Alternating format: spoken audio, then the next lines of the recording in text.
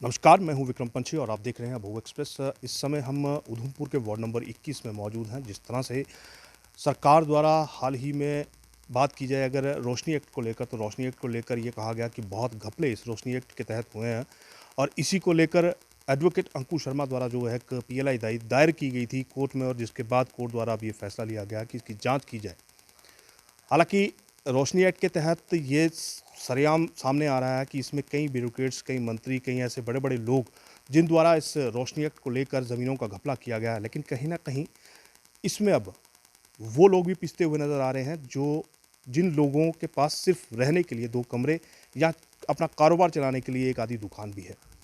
इसी के चलते वार्ड नंबर 21 में हम मौजूद हैं और हमारे साथ कुछ लोग यहाँ के मौजूद हैं जिनके हालांकि जो अभी न्यूज़पेपर के माध्यम से जो लिस्टें जारी की गई हैं कि रोशनी एक्ट के तहत किन किन लोगों की ज़मीनें जो हैं जिन्होंने ज़मीनें ली हुई हैं उनकी लिस्ट जारी की गई है, और उसी में वार्ड नंबर 21 के कुछ लोग हैं जिनके नाम आए हुए हैं और इन लोगों का गुहार लगाई जा रही है केंद्र सरकार से और सरकार से कि कम से कम इनकी तरफ देखा जाए, इनके बाल बच्चों की तरफ देखा जाए और इनकी जांच की जाए। उसके बाद अगर ये किसी तरह से घपले में पाए जाते हैं तो इन पर कार्रवाई की जाए। लेकिन हालांकि ऐसा कुछ नहीं है। किसी के पास 2 मरले जगह, किसी के पास 5 मरले या किसी के पास 10 मरले जगह जो ली गई है, और रोशनी एक्ट के तहत जो कानूनी कार्रवाई हुई थी उसमें पूरी इन्होंने अपना जो उसकी फ़ीस वगैरह थी वो भी जमा करवाई थी। लेकिन फिर भी इनको कहीं ना कहीं दिक्कतें आ रही हैं और इन्हीं से बात करेंगे किस तरह की दिक्कतें आ रही हैं और क्या पूरा मामला है, क्या ये सरकार से गुहार लगाते हैं। जी, अपने नाम से शुरू करेंगे और ये बताएंगे कि रोशनी एक्ट को लेकर क्या दिक्कतें अभी जो है अभी मेरा नाम विकास कुमार है और मैं वार्ड नंबर 21 का रहने वाला हूँ। सरकार का जो ये फैसला जो इन्होंने लिया हुआ है रोशनी एक्ट के ऊपर, और जो हमारे अपने बड़े भाई साहब हैं जिन्होंने ये याचिका दायर की थी सुप्रीम कोर्ट में, और उन्होंने मतलब काफ़ी जीत भी इसमें अपना जीती हुई है, तो मैं उनका भी वेलकम करता हूँ। पर कहीं ना कहीं मैं ये चाहता हूँ कि मैं इसी जगह का रहने वाला हूँ जहाँ पे ही मेरे 2-3 कमरे हैं, और ये जो लोग जो जितने भी मेरे साथ आप खड़े देख रहे हो, ये 2-3 कनाल इनके पास है। इसी पे ये लैंड भी मतलब कि एग्रीकल्चर लैंड है इनके पास, और या इसी में इनका गुजारा चलता है, उसी की खेती बुवाई करते हैं। और ये जो बंदा जो है ये भी प्राइवेट जॉब करता है, और ये जो जितने भी ये एक चाय की दुकान कर कर पूरे दिन में कप जूठे मांझ कर और अपने बच्चों का जो पेट भरना है, 10-12 जने इनके परिवार में। और ये जितने भी लोग जो आप मेरे पीछे देख रहे हो, कोई भी इसमें ऐसा बंदा नहीं है कि कोई मुलाजिम है, जहाँ कोई ऐसा ब्यूरोक्रेट्स है, जहाँ मतलब कि जिसके बड़े बड़े होटल्स चल रहे हैं, जहाँ मतलब कि इनमें से कोई संतरी मंत्री, जहाँ कोई एमएलए है, ऐसा कुछ भी नहीं है। ये सारे जो है जो वो गरीब तबके के लोग हैं और नीचे तबके के लोग हैं।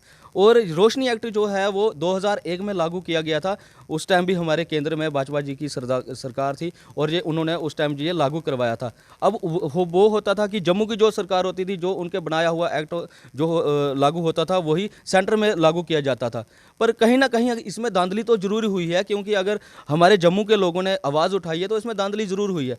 अगर मैं जहाँ का उधमपुर का वासी हूँ और मेरी जो ज़मीन है अगर श्रीनगर में मेरी ज़मीन दिखती है, तो उसकी तो ज़रूर तहकीकात होनी चाहिए कि ये बंदा किसके तहत आया, कैसे आया, क्या किया और कितने पैसे देकर ये जहाँ का बाशिंदा बन गया।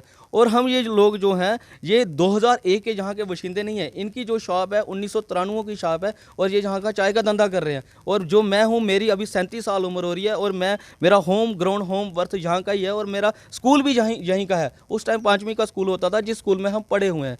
तो मैं ये कहना चाहता हूँ कि हम गरीब लोग हैं, हमारे पास 2-2 कमरे हैं, जिसके पास 10 मरला ज़मीन है, 5 मरला ज़मीन है, जहाँ मतलब कि जिसके पास 2-4 कनाल ज़मीन है जो एग्रीकल्चर लैंड है। कम से कम सरकार उनकी तरफ देखे, और सरकार का हम स्वागत करते हैं। अगर कोई इसमें ब्यूरोक्रेट्स आते हैं, संतरी मंत्री आते हैं, जहाँ जिन्होंने 400-400, 500-500 कनाल, जहाँ 40 कनाल, जिसकी 5 कनाल से भी अगर ऊपर ज़मीन है, आप उसको देखो, उसका वेरीफाई करिए। हो सकता है उस बंदे ने वो ज़मीन बेची है, काफ़ी करोड़ों रुपया भी कमाया है, और वो बाहर जाकर सेटल हो गया है। कोई दिल्ली में किसी ने होटल ले लिया, किसी ने फ्लैट ले लिया, कोई अपने बच्चे अमेरिका में भी पढ़ा रहा है। ऐसे भी लोग हैं इसमें, ऐसे भी ब्यूरोक्रेट्स हैं जो बड़े बड़े मतलब कि विकास जी, कार्रवाई उन पे तो कार्रवाई हो रही है, लेकिन फिलहाल आपको क्या दिक्कत आ रही है? हम यही सरकार से गुहार लगा रहे हैं कि हमें बेघर ना किया जाए, क्योंकि हमारे पास और कोई सोर्सेज नहीं है।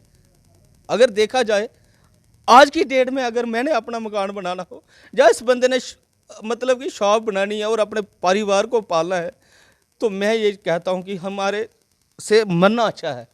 हमें जहाँ तो सरकार, और मैं ये चाहता हूँ कि अगर हमारे साथ ऐसा हुआ, हम नींबू पान पी लेंगे, अपने आप को मार देंगे, मर जाएंगे हम।